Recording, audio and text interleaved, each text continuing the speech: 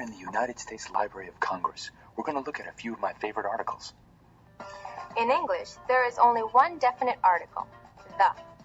The cat, the dog, the cats, the dogs. It's all the same to the word the. In Spanish, the articles change according to the gender and number of the noun. We're going to look at the two singular ones, el and la.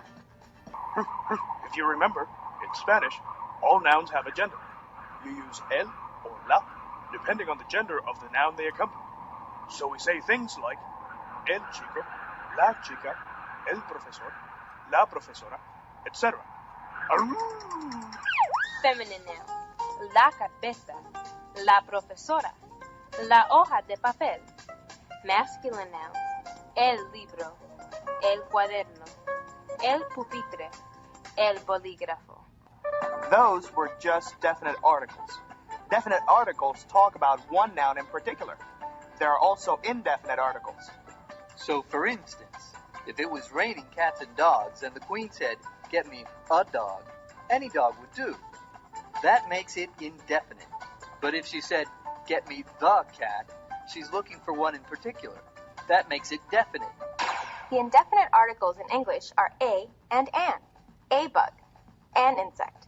In Spanish, the singular indefinite articles are un and una. And guess what? Un is masculine. Una is feminine. You use un with masculine nouns and una with feminine nouns.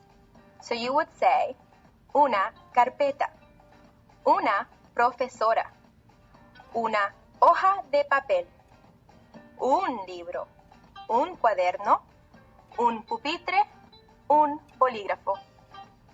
It's as simple as that. Let's review. Match each article to the correct noun.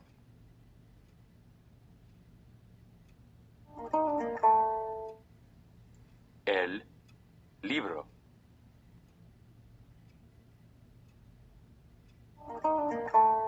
La carpeta.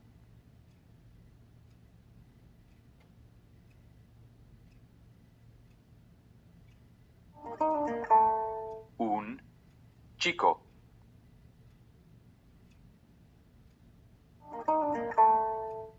Una profesora.